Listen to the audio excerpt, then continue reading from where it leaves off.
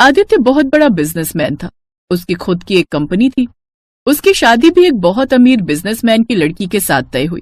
एक रोज आदित्य अपने मैनेजर से शादी के अरेंजमेंट के बारे में बातचीत कर रहा था। मैनेजर साहब, इस स्टेट के अलावा देश में जितने बड़े बड़े नेता, बड़े बड़े बिजनेसमैन हैं, उन्हें मेरी शादी का इनविटेशन देना बिल्कुल मत भूलना। जी मैं समझ गया आदित्य सर। मैनेजर तुरंत वहाँ से चला गया। इधर आदित्य अपनी माँ के कमरे में आया। माँ, आपने अपने सभी फ्रेंड्स को इनविटेशन दे दिया है ना? अरे बेटा, तू इतनी टेंशन क्यों ले रहा है? तेरी इतनी बड़ी टीम है। माँ, भले ही हमारे पास काम करने के लिए इतने सारे लोग हैं, लेकिन मैंने पापा से सीखा है कि हर काम पर नजर रखनी चाहिए। चिंता मत करो बेटा, तेरे पापा जहाँ भी होंगे तुझे देखकर बहुत खुश हो रहे होंगे। वहीं दूसरी तरफ रागिनी के घर में भी जोर शोर से शादी की तैयारी चल रही थी। उसके घर बहुत सारे रिश्तेदार और दोस्त आए हुए थे। रागिनी किसी राजकुमारी से कम नहीं लग रही थी। सारा काम देखते देखते वो रसोई घर में घुस गई, जहाँ बहुत सारे नौकर खाना बनाने में लगे हुए थे। अरे वाह, खुशबू तो बहुत अच्छी आ रही है। जी मैडम साहब ने कहा था कि शाम को बहुत सारे बच्चे आ रहे हैं, उन्हें गोलगप्पे बहुत पसंद है, वही बना रहा हूँ। गोलगप्पे मैं बनाऊंगी, उसका पानी भी मैं ही तैयार करूंगी। मुझसे ज्यादा स्वादिष्ट आप लोग नहीं बना सकते। इतने अमीर घर की लड़की होने के बावजूद रागिनी के अंदर बिल्कुल भी घमंड नहीं था। उसने गोलगप्पे अपने हाथों से बनाए। उसके बाद खाना बनाने में भी सभी नौकरों की पूरी मदद। इसी तरह खुशी खुशी आदित्य और रागिनी की शादी का दिन आ ही गया। आदित्य ढोल नगाड़े के साथ बारात लेकर आया। बारात में बड़ी बड़ी महंगी गाड़ियाँ थी। बड़े बड़े नेता, बड़े बड़े बिजनेसमैन डांस कर रहे थे। ऐसा लग रहा था जैसे कहीं के राजकुमार और राजकुमारी का विवाह हो रहा हो। अब आप दोनों फेरों के लिए खड़े हो जाइए।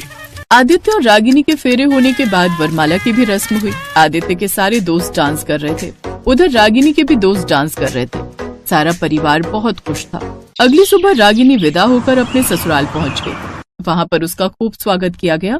जब सभी मेहमान चले गए तब रागिनी ने अपनी सास से कहा, सासू माँ, आज मेरी इस घर में पहली रसोई है। मैं आप सबके लिए पानी पूरी बनाती हूँ। अरे नहीं बहू, इस घर में इतने सारे नौकर हैं, तू भला क्यों बनाएगी? सासू माँ, रस्म तो रस्म होती है। रागिनी ने सबके लिए पानी पूरी बनाई। आदित्य और उसकी सास को उसका स्वाद बहुत स्वादिष्ट लगा। रागिनी, तुमने हमारे पुराने दिन याद दिला दिए। हाँ बहू, तू भले ही करोड़पति घर की है, लेकिन जमीन से जुड़ी हुई है। ये हमें बहुत पसंद है। और जो तू ये हर वक्त घूंघट डालकर रखती है ना, ये हमें बहुत अच्छा लगता है। तू अपनी परंपरा नहीं भूली। आदित्य के मोहल्ले में सब करोड़पति रहते थे। सबके घरों के बाहर BMW, ऑडी जैसी गाड़ियां खड़ी रहती थी। लेकिन रागिनी का चेहरा किसी ने नहीं देखा था, क्योंकि वो घूंघट में ही रहती थी। सब कुछ बहुत अच्छा चल रहा था। फिर एक दिन आदित्य की कंपनी का नाम डूब गया। आदित्य अब रातों में घर नहीं आता था। एक रात जब वो ऑफिस में अकेला बैठा परेशान हो रहा था, तब उसका मैनेजर उसके पास आया। सर, मैं अपना रेजिग्नेशन देने आया हूँ। आप तो जानते ही हैं कि आपकी कंपनी पूरी तरह से डूब चुकी है, लेकिन मुझे अपने परिवार का पेट पालने के लिए कहीं दूसरी जगह नौकरी करनी पड़ेगी। इस कठिन समय में आपको मेरा साथ देना चाहिए मैनेजर साहब, और आप मुझे छोड़कर जा रहे हैं। अब आपने रेजिग्नेशन लेटर तैयार कर ही लिया है, तो लाइए मैं साइन कर देता हूँ। आदित्य ने उसके रेजिग्नेशन लेटर पर साइन कर दिया और मैनेजर दूसरी कंपनी में जाकर काम करने लगा। अब धीरे धीरे कई लोगों ने कंपनी छोड़ दी। आदित्य की कंपनी बहुत घाटे में चली गई। इसीलिए एक दिन उसने अपना पूरा घर गिरवी रख दिया। वकील साहब, मुझे अच्छी तरह से पता है कि कंपनी को दोबारा कैसे उठाया जाता है, लेकिन मेरे पास अब उतना पैसा नहीं बचा कि मैं फिर से बिजनेस स्टार्ट कर सकूं। इसीलिए ये घर मुझे गिरवी रखना पड़ रहा है। तभी वहाँ पर आदित्य की माँ और रागिनी आ गई। बेटा, तू ये क्या कर रहा है? माँ, आप तो सब कुछ जानती हो, फिर क्यों अनजान बन रही हो? इसके अलावा मेरे पास कोई दूसरा उपाय नहीं है। आदित्य, आप घर गिरवी मत रखिए, मैं पापा से बात करती हूँ। रागिनी, अब तुम मेरी जिम्मेदारी हो। मेरा भी कोई आत्मसम्मान है। मैं तुम्हारे पिता से किसी भी तरह की मदद नहीं ले सकता। आई होप यू अंडरस्टैंड। तो इस तरह आदित्य ने अपना घर गिरवी रखकर जो भी पैसा मिला अपनी कंपनी में फिर से इन्वेस्ट कर दिया। लेकिन उसका वो पैसा भी डूब गया और घर उसके हाथ से चला गया। अब उसके पास सिर्फ एक BMW कार, उसकी माँ और बीवी रागिनी के अलावा कुछ नहीं बचा था। अब आदित्य अपने परिवार के साथ उस मोहल्ले से दूर एक तंबू बनाकर रहने लगा। वक्त भी कैसे अजीब अजीब खेल खेलने लगता है। एक पल में राजा बना देता है और दूसरे ही पल रंक बनाकर छोड़ता है। चिंता मत कीजिए सासू माँ, वो कहते हैं ना, वक्त हमेशा एक जैसा नहीं रहता। अगर हम राजा से रंक बने तो रंक से दोबारा राजा बन जाएंगे। ऐसे ही धीरे धीरे वक्त बीतता गया, लेकिन आदित्य को सफलता नहीं मिल रही। कोई भी उसके प्रोडक्ट नहीं खरीद रहा था। धीरे धीरे उनके पास पैसे भी खत्म हो रहे थे, क्योंकि सारा पैसा उसने कंपनी में ही लगा दिया था। फिर एक रात रागिनी ने आदित्य और अपनी सास से कहा, आदित्य, सासू माँ, हमें आगे की जिंदगी जीने के लिए पैसे कमाना बहुत जरूरी है। मैंने आज तक कहीं नौकरी तो की नहीं, और ना ही मैं आदित्य को कहीं नौकरी करने दूंगी, वरना उनकी इंसल्ट होगी। मुझे पानी पूरी बनाना आता है, तो क्यों ना मैं पानी पूरी बनाकर बेचूं। उसी मोहल्ले में जिस मोहल्ले में हम लोग रहते थे, वहाँ बड़े बड़े लोग रहते हैं, तो कमाई भी ज्यादा होगी। रागिनी, तुम पागल हो गई हो क्या? तुम मेरी और मेरी माँ की इंसल्ट कराओगी? देखिए आदित्य, पहली बात तो यह है कि कोई भी काम छोटा या बड़ा नहीं होता। दूसरी बात यह है कि आपकी कोई इंसल्ट नहीं होगी, क्योंकि उस मोहल्ले में मुझे आज तक किसी ने देखा ही नहीं है। हर वक्त मैं घूंघट में ही रही हूँ। अब ज्यादा मत सोचिए, मुझे काम करने दीजिए। मेरा भी कुछ फर्ज बनता है। आप मुझे पापा से मदद नहीं मांगने दे रहे, लेकिन मैं खुद तो कुछ कर सकती हूँ ना। बहू, हम तुझे रोकेंगे तो नहीं। तू भी इस घर की सदस्य है, क्योंकि जिंदा रहने के लिए खाना तो खाना ही पड़ेगा। रागिनी ने अपना सोने का हार बेचकर एक पानीपुरी का ठेला लगाना अगले दिन से ही शुरू कर दिया। लेकिन उस मोहल्ले में बहुत बड़ी बड़ी लग्जरी दुकानें और बड़े बड़े रेस्टोरेंट पहले से ही थे, इसलिए रागिनी के पानीपुरी के ठेले के पास सुबह से शाम तक कोई नहीं आया। लोग सामने रेस्टोरेंट में पानीपुरी खाने जा रहे, पर मेरे ठेले के पास क्यों नहीं आ रहे? इसके पीछे क्या रीजन हो सकता है? मेरे पति बिजनेसमैन है, उन्हें जरूर पता होगा। रात में रागिनी ने अपने पति को सारी बात बताई। तब आदित्य ने उसे सजेशन दिया। रागिनी, तुम्हारे प्रोडक्ट में चाहे बिल्कुल भी दम ना हो, लेकिन उसकी प्रेजेंटेशन दमदार होनी चाहिए। तुम्हारे पानीपुरी का स्वाद बहुत अच्छा है, नो डाउट, लेकिन शायद प्रेजेंटेशन में थोड़ी कमी है। वहां सारे बड़े लोग रहते हैं, तो ठेले के पास जाने में उन्हें शर्म लगती होगी। रागिनी को सब कुछ समझ में आ गया। अगले दिन वो आदित्य की BMW कार लेकर गई और कार के पीछे डिग्गी में एक लग्जरी पानीपुरी सेंटर खोल लिया। जैसे ही उसने कार में पानीपुरी बेचना शुरू किया, वैसे ही कई BMW गाड़ियां रागिनी के पास रुकी। एक्सक्यूज मी मैडम, मुझे जरा 10 प्लेट पानीपुरी पैक कर दीजिए। श्योर मिस्टर ओबरॉय, बट आपसे पहले भी बहुत सारे लोगों के ऑर्डर्स लगे हुए, तो मैं पहले उन्हें दे दूं, फिर आपको दूंगी। I hope you understand. Yes yes, no problem madam. अब रागिनी को समझ में आ गया था कि किस इंसान से किस तरह से डील करना है। अब उसकी पानीपुरी का स्वाद लोगों को इतना पसंद आने लगा कि हर रोज वहाँ पर BMW की लाइन लग जाती थी। कुछ महीनों बाद इस शहर में कुछ ही महीनों में कार वाली पानीपुरी यानी तुम्हारा बहुत नाम हो गया है। मैंने सुना है बड़े बड़े बिजनेसमैन तुम्हारी पानीपुरी खाने आते हैं। ये फोटो देखो, अगर ये आदमी कभी तुम्हारी दुकान पर पानीपुरी खाने आए तो तुम्हें इसके साथ। आदित्य ने रागिनी के कान में कुछ कहा। वो फोटो आदित्य के मैनेजर की थी। कुछ दिनों बाद आदित्य का पुराना मैनेजर रागिनी के पास पानीपुरी खाने आया। रागिनी ने पानी में कुछ मिला दिया, जिससे मैनेजर नशे में आ गया। लगता है आप किसी बहुत बड़ी कंपनी के मालिक हैं। इतना सुनते ही मैनेजर का सीना चौड़ा हो गया। मुझे एक सजेशन दीजिए ना, ये सामने रेस्टोरेंट वाला मेरा कॉम्पिटिटर है, इसे रास्ते से हटाने के लिए क्या करूं? मैडम, बहुत आसान है। इसके रेस्टोरेंट में काम करने वाले मेन आदमी को पकड़ो, उसको पैसे का लालच दो, फिर उसके पानीपुरी में कुछ ऐसा मिला दो जिससे उसकी मार्केट खराब हो जाए। ये प्लान काम करेगा? अरे मैडम, ये मैंने खुद आजमाया है। मैं पहले जिस कंपनी में मैनेजर था ना, उस कंपनी के प्रोडक्ट मैंने जानबूझकर 2 कौड़ी के बनवाए, जिससे उस कंपनी का नाम मार्केट में खराब हो गया। लोगों ने इन्वेस्ट करना ही बंद कर दिया। कौन सी कंपनी थी वो? अरे वो अपनी आदित्य बिरला कंपनी। दूसरी कंपनी ने मुझे अपनी कंपनी में ये 20% का पार्टनर बना लिया।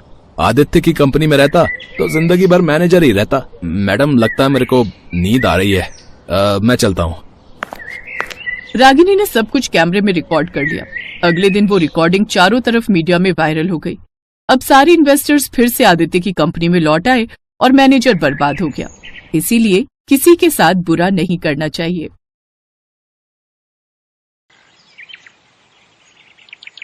अरे वो देखो, मानव भैया आ गए। मानव भैया? ये तो वही है ना जो बड़ा आदमी बनने शहर गए थे कई साल पहले। हाँ, चलो चलकर देखते हैं कि ये वापस क्यों आए हैं। जब वो दोनों मानव के पास जाते हैं तो उसकी हालत बहुत ही खराब होती है। अरे मानव भाई, तुम तो शहर बड़े आदमी बनने गए थे ना, फिर आपका ये हाल? अभी ये सब वक्त नहीं है भाई कुछ भी बताने का। हम शहर से 300 किलोमीटर पैदल चलकर आए हैं और हम सब कई दिनों से भूखे हैं।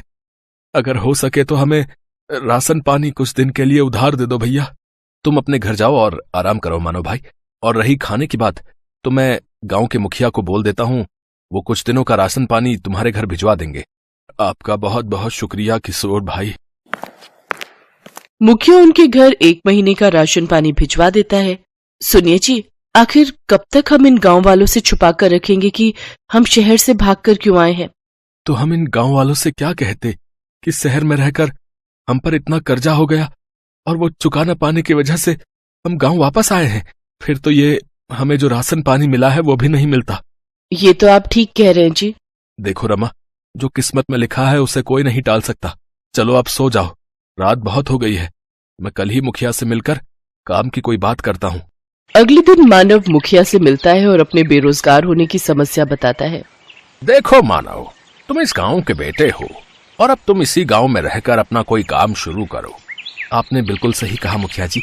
वैसे मैं शहर में सारा दिन ऑटो रिक्शा चलाता था और शाम को रमा और मैं पानी पूरी का ठेला लगाते थे, तो मैं सोच रहा हूँ कि क्यों ना मैं इस गांव में भी पानी पूरी बनाकर बेचूं। हाँ, ये तो बहुत ही अच्छा ख्याल है। वैसे भी अपने गांव में एक भी पानी पूरी वाला नहीं है। अपना खेत गिरवी रखकर मानव और रमा ने पानीपुरी का ठेला खोल लिया। वो ठेला लगाकर बैठे थे, तभी वहाँ उसका बचपन का दोस्त विनोद आ गया, जो कि एक गांव से दूसरे गांव तक ऑटो चलाता था। अरे वाह, आज मेरा दोस्त नए काम की शुरुआत कर रहा है, लेकिन तेरे चेहरे पर इतनी उदासी क्यों है? क्या बताऊं यार, ठेला लगाए पूरे 2 घंटे हो गए, लेकिन अभी भी एक भी बोनी नहीं हुई। अच्छा बता, कितने की प्लेट दे रहा है तू इन गोलगप्पों की? भैया 10 रुपए के 5 गोलगप्पे हैं बस। अच्छा भाभी, फिर तो मेरे लिए 1 प्लेट लगा दीजिए। मानव उसको गोलगप्पे बनाकर खिलाने लगा। उनको चखते ही विनोद ने कहा, अरे वाह, ये तो सचमुच किसी अमृत समान है। कुछ ही दिनों में उनका पानीपुरी का काम बहुत अच्छे से चलने लगता है। एक दिन मुखिया जी उसके ठेले पर आते हैं। मानव, मैं तुमसे एक बात कहना चाहता हूँ। जी कहिए मुखिया जी। मानव, तुम्हारी पानीपुरी आसपास के गांव में भी बहुत प्रसिद्ध है। मैं चाहता हूँ कि तुम ढेर सारी पानीपुरी बनाओ और गांव के और आसपास के गांव वालों को भी ये पानीपुरी खिलाओ और आने वाले चुनाव में मेरे नाम का प्रचार करो। क्यों नहीं मुखिया जी, आपने मेरी मदद उस वक्त की थी जब मैं खाली हाथ इस गांव से लौटा था, तो भला मैं आपको इनकार कैसे कर सकता हूँ। मैं आपकी मदद जरूर करूंगा। बहुत बहुत धन्यवाद मानव बेटा। अच्छा, अब मैं चलता हूँ। हैं? आपने हाँ तो कर दीजिए, लेकिन अब हम इतनी सारी पानीपुरी बनाएंगे कैसे? हमारे पास सामान के लिए इतने पैसे कहाँ से आएंगे? अब हमें अपने गिरवी रखे खेत को बेचना होगा। ये आप कैसी बातें कर रहे हैं जी? अगर अच्छी कमाई हो गई तो फिर हम उस कमाई से नया खेत ले लेंगे, लेकिन मैंने मुखिया को जुबान दी है और अब मैं अपनी बात से पीछे नहीं हट सकता। और इस तरह मानव ने अपनी जमीन भी बेच दी। क्या बकवास कर रहे हो मानव? आखिर हमारे बीच पैसों की बात कहाँ हुई थी? मजाक मत कीजिए मुखिया जी, मैंने अपना खेत भी बेच दिया है। ऐसे तो मैं बर्बाद हो जाऊंगा। चुपचाप जाता है या धक्के मारकर निकालूं यहाँ से? दुखी होकर मानव घर पहुंचता है और रमा को सारी बात बताता है। अब तो हम लोग भूखे मर जाएंगे जी, जो बचा कुचा था वो भी हमने बेच दिया। मानव और मुखिया के झगड़े का पता सारे गांव में लग जाता है और अब कोई भी मानव के ठेले पर पानीपुरी खाने नहीं आता। एक रोज विनोद मानव के घर आता है और कहता है, मानो मैं कुछ दिनों के लिए किसी काम से शहर जा रहा हूँ, तब तक मैं अपना ये ऑटो रिक्शा यहीं छोड़कर जा रहा हूँ। इस गांव में इकलौते तुम ही हो जो ऑटो चलाना जानते हो। जब तक मैं वापस नहीं आ जाता तुम इसे अपने ही पास रखो। अगर तुम्हें कोई परेशानी ना हो तो क्या मैं कुछ दिनों के लिए तुम्हारे इस ऑटो का इस्तेमाल कर सकता हूँ भैया? हाँ, क्यों नहीं। अरे ये भी कोई पूछने की बात है?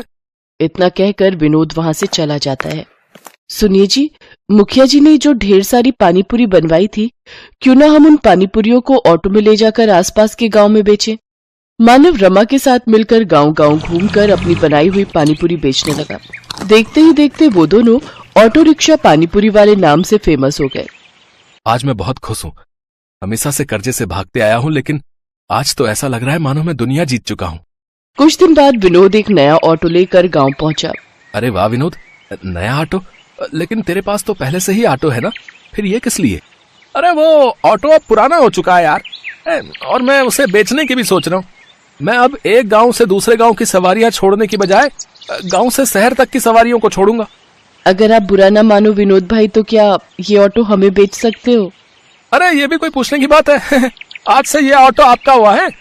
तेरी बड़ी मेहरबानी मेरे दोस्त। ये ले, ये तेरे ऑटो रिक्शा के पैसे पकड़। रमा और मानव तो ऑटो पाकर बहुत खुश थे। अब वो दोनों सारा दिन एक गांव से दूसरे गांव घूम घूम कर पानीपुरी बेचा करते थे और लोग बड़ी आस लगाकर उनकी पानीपुरी के इंतजार में बैठा करते थे।